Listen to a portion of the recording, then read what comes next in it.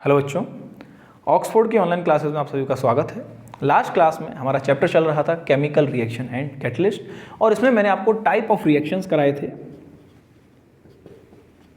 Type of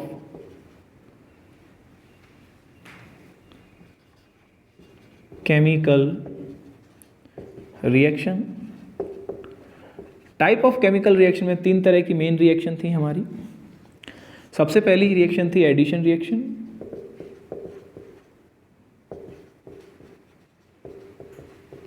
दूसरी थी हमारी डिसोसिएशन रिएक्शन,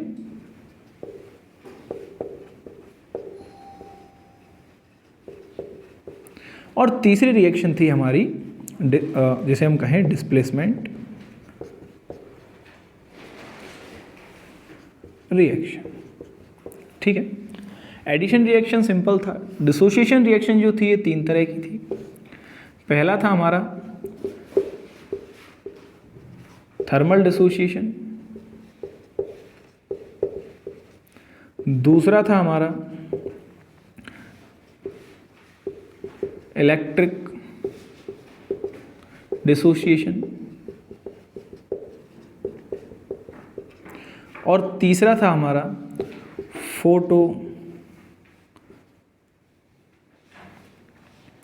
फोटोलिटिक डिसोसिएशन। ठीक है, तीनों को काफ़ी अच्छे से विद एग्जांपल हमने एक्सप्लेन किया था। डिस्प्लेसमेंट रिएक्शन के भी टू टाइप्स थे, आपको अच्छे से याद होगा। पहला था सिंगल डिस्प्लेसमेंट,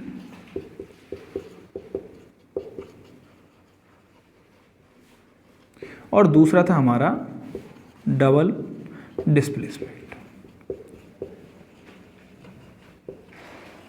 सिंगल डिस्प्लेसमेंट समझाते वक्त यहाँ पे मैंने आपको इलेक्ट्रोकेमिकल सीरीज कराई थी।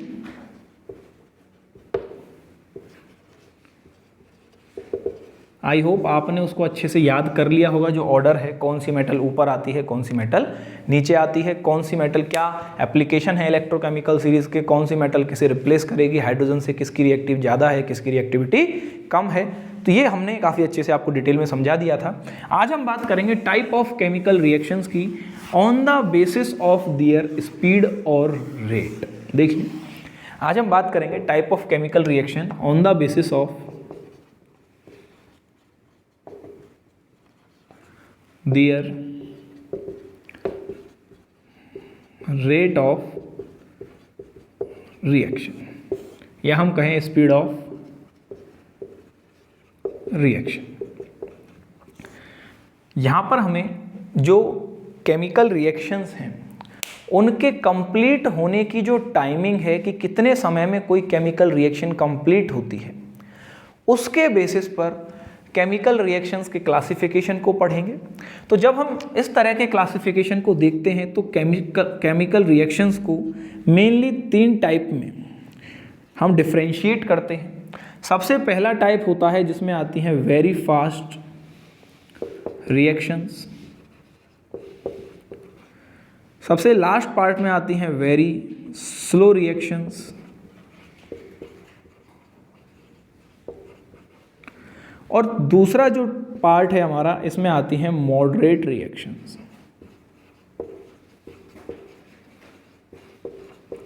अब देखो बच्चों, होता क्या है कि जब भी कोई केमिकल रिएक्शन कराई जाती है तो उसकी रेट से या उसकी स्पीड से हमारा क्या तात्पर्य है, हमारा क्या मीनिंग है, क्या मतलब है।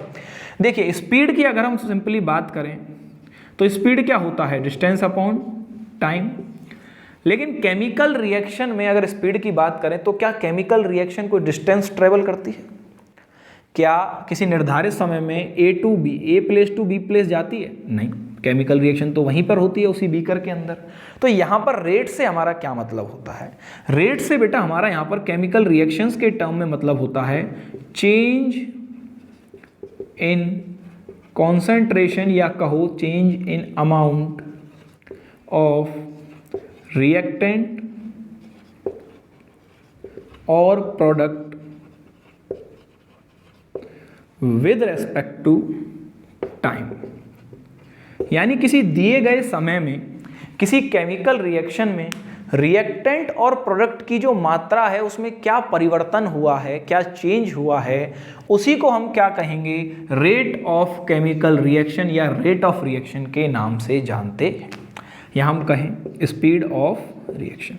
और उसी होने वाले अमाउंट चेंज या concentration change with respect to time के बेसिस पे हमने केमिकल रिएक्शंस को 3 पार्ट्स में क्लासिफाई किया। सबसे पहला है वेरी फास्ट रिएक्शन, दूसरा है मॉडरेट रिएक्शन और तीसरा होता है वेरी स्लो रिएक्शन। बात करेंगे सबसे पहले की कि वेरी फास्ट रिएक्शंस क्या होती हैं। देखिए, वेरी फास्ट रिएक्शंस केमिस्ट्री में या केमिकल रिएक्शंस के उन केमिकल रिएक्शंस को कहते हैं जो कंप्लीट होने में, ऐसी केमिकल रिएक्शन जो कंप्लीट होने में 10⁻⁻7 सेकेंड टू 10⁻⁻9 सेकेंड का समय लेती है। कितना? 10⁻⁻7 सेकेंड टू 10⁻⁻9 सेकेंड, यानी 1 सेकेंड का भी बहुत छोटा हिस्सा। अब सोचिए आप, ऐसी रिएक्शन, अगर कोई रिएक्शन इतने कम समय में संपन्न होती है तो ऐसी रिएक्शन को हम क्या कहते हैं, वेरी फास्ट रिएक्शन कहते हैं। अब अगर मैं आपसे ये कहूं कि इन केमिकल रिएक्शंस में होने वाले कंसंट्रेशन चेंज या अमाउंट चेंज को आप मेजर करो लेबोरेटरी के अंदर बिना किसी इंस्ट्रूमेंट के, क्या आप ये कर पाएंगे? नहीं कर पाएंगे। तो वेरी फास्ट रिएक्शंस को बेटा हम लेबोरेटरी में without the help of machines, without the help of technique study नहीं कर सकते। ये उस तरह की केमिकल रिएक्शंस होती है। स्टडी का मतलब किस चीज की study? Study of change in amount of reactant और प्रोडक्ट, कि कितने समय में कितना रिएक्टेंट प्रोडक्ट में कन्वर्ट हो गया, ये हम पता नहीं कर सकते। क्यों? क्योंकि रिएक्शन ही हमारी 1 सेकंड के बहुत छोटे हिस्से में संपन्न हो रही है, यानी सारा का सारा रिएक्टेंट प्रोडक्ट में कन्वर्ट हो रहा है 100%। तो कैसे मेजर करेंगे कि 50% कब कन्वर्ट हुआ? क्योंकि 1 सेकंड के बहुत छोटे हिस्से में ही रिएक्शन कंप्लीट हो जा रही है, यानी कि हम इसके जो ग्राफ है उसको ड्रॉ नहीं कर पाएंगे, हम ये पता नहीं कर पाएंगे कि एग्जैक्टली कितने समय पर कितना कंसंट्रेशन चेंज हुआ। नेक्स्ट बात करते हैं वेरी स्लो रिएक्शंस की। वेरी स्लो रिएक्शंस क्या होती हैं? वेरी स्लो रिएक्शंस बेटा ऐसी केमिकल रिएक्शंस को कहा जाता है जो कंप्लीट होने में मोर देन मंथ्स और डेज और ईयर्स, यानी ऐसी केमिकल रिएक्शन जो कंप्लीट होने में 1 दिन से या महीने, कई महीने या कई सालों का समय लेती हैं, उन्हें कहा जाता है वेरी स्लो रिएक्शन। अब इन रिएक्शंस को भी हम लेबोरेटरी में स्टडी नहीं कर सकते। भाई मान के चलिए कि कोई रिएक्शन 7 दिन में कंप्लीट हो रही है, तो क्या 7 दिन तक हम लेबोरेटरी में कॉन्स्टेंटली उस रिएक्शन को मेजर कर सकते हैं? नहीं कर सकते, ठीक है। या कोई रिएक्शन 2-3 साल में कंप्लीट हो रही है तो हम उसे मेजर नहीं कर सकते। तो वो सभी रिएक्शंस आती हैं वेरी स्लो रिएक्शंस के अंदर। तीसरा या जो बीच वाला पार्ट है जिसे कहते हैं मॉडरेट रिएक्शन। ये रिएक्शंस ऐसी होती हैं जो 1 मिनट या हम कहें approximately 5 minute to 1 day, 5 minute से 1 दिन का समय लेती, लगभग इतना समय। तो ये जो रिएक्शंस हैं इन्हें कहा जाता है मॉडरेट रिएक्शन, जो कंप्लीट होने में 5 मिनट से या मतलब जिन्हें हम लेबोरेटरी में स्टडी कर सकें विदाउट एनी बर्डन, किसी भी प्रेशर में आए बिना या बिना किसी मशीनों की सहायता से, उन्हें कहेंगे हम मॉडरेट रिएक्शन। यानी ये मध्यम वेग से चलती हैं, ना ज़्यादा बहुत ज़्यादा तेज जाती हैं ना बहुत ज़्यादा स्लो हो जाती हैं। तो अब आप बताइए कि लेबोरेटरी में बिना किसी इंस्ट्रूमेंट के हम किसे आसानी से स्टडी कर सकते हैं? यस, हम केवल मॉडरेट रिएक्शंस ही ऐसी रिएक्शंस हैं जिनकी स्टडी लेबोरेटरी के अंदर कर सकते हैं। वापस से समझिए, वेरी फास्ट रिएक्शन या शुरू से लेते हैं। हमने कहा रेट ऑफ रिएक्शन के बेसिस पे केमिकल रिएक्शन के टाइप।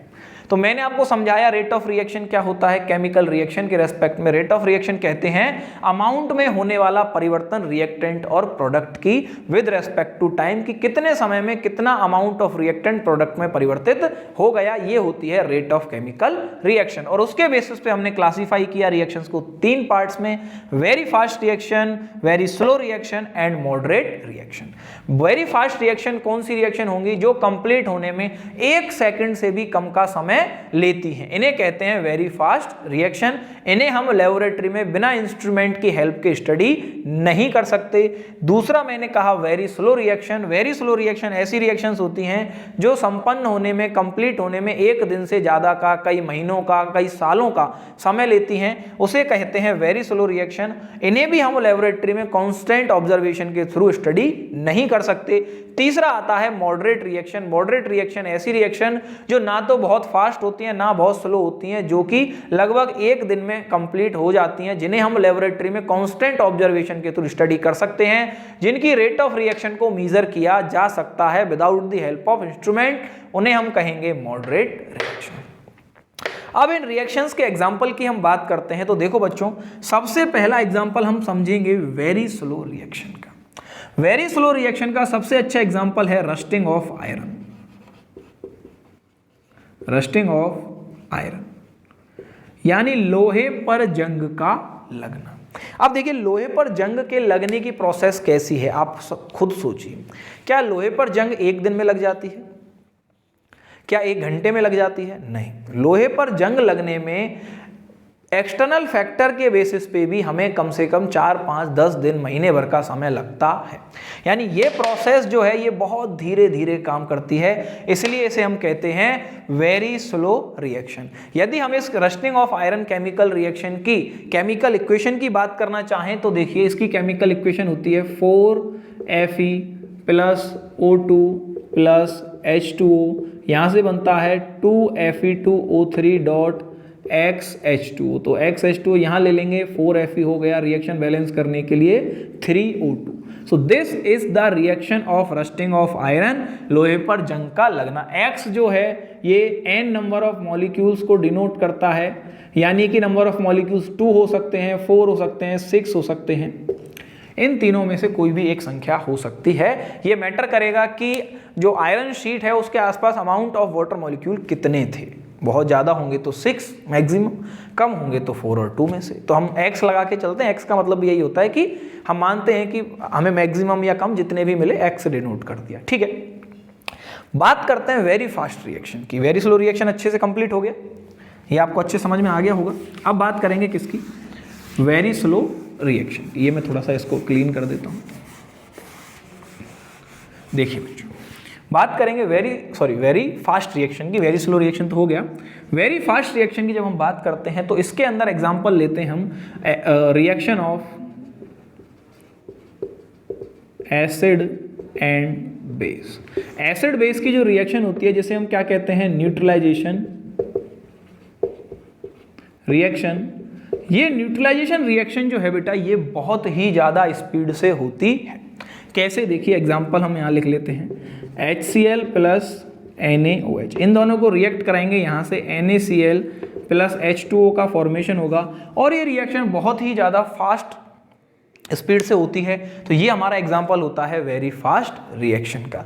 हालांकि हम वेरी फास्ट रिएक्शन को कुछ एक फैक्टर लगाकर थोड़ा सा मॉडरेट कर सकते हैं, लेकिन ये एग्जांपल अगर देखें तो ये एक वेरी फास्ट रिएक्शन का एग्जांपल होता है। बात करें मॉडरेट रिएक्शन की, तो मॉडरेट रिएक्शन हमारी डेली लाइफ में जितनी भी रिएक्शंस हम करते हैं वो सारी मॉडरेट रिएक्शन होती हैं। जैसे मैं आपको एग्जांपल दूं, CaO + H2O।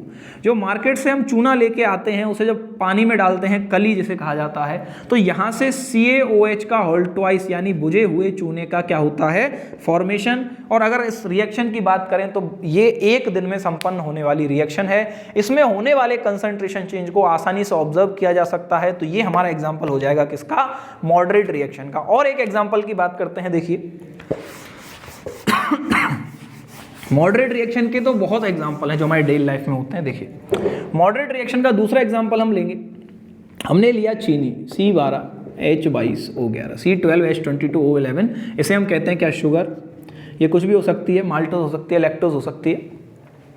इसको जब वाटर में डाला जाता है, एक्सेस में लेंगे वाटर, 1 गिलास में 1 चम्मच चीनी मान के चलिए, तो यहाँ से क्या होगा? जब हम इसे शेक करेंगे तो आसानी से ये C6H12O6 + C6H12O6 के 2 मॉलिक्यूल्स में ब्रेक करेगा। ये हमारे ग्लूकोज मॉलिक्यूल हैं। इनमें ये ब्रेक कर जाएगा। और ये जो रिएक्शन ऐसे आसानी से ऑब्जर्व किया जा सकता है, हमारे हाथ में ग्लास होता है, उसमें हमारे हाथ में पानी होता है, उसी में हम चीनी डालते हैं और अपने ही समय के हिसाब से हम क्या है उसे घोलते हैं। तो घुलने में जो लगने वाला समय है आप जानते हैं 1 सेकंड से तो ज़्यादा है, 1 दिन से कम है। तो ऑब्वियसली रिएक्शन किसके अंदर आ जाएगी, मॉडरेट रिएक्शन के अंदर। यानी इसमें होने वाला जो कंसंट्रेशन चेंज है उसे हम बिना इंस्ट्रूमेंट की सहायता के कैलकुलेट कर सकते हैं, नोटिस कर सकते हैं। तो ये हमारा एग्जाम्पल हो गया किसका, एक मॉडरेट रिएक्शन का एग्जांपल हो गया। और बात करें तो डाइजेशन ऑफ फूड जो है, हम जो खाना खाते हैं उसका जो डाइजेशन हमारे स्टमक में होता है, ये भी एग्जांपल है किसका, एक मॉडरेट रिएक्शन का एग्जांपल है। क्यों? क्योंकि ये भी 1 दिन में होने वाली प्रोसेस या 4 से 5 घंटे में होने वाली प्रोसेस है, इसे हम आसानी से मेजर कर सकते हैं। तो यहां तक आपको समझ में आ गया होगा, सबके हमने एग्जाम्पल लिए, काफी अच्छे से इन्हें समझा। अब आज की क्लास में हम इतना ही पढ़ेंगे, नेक्स्ट क्लास में मिलेंगे एक नए टॉपिक के साथ, ठीक है।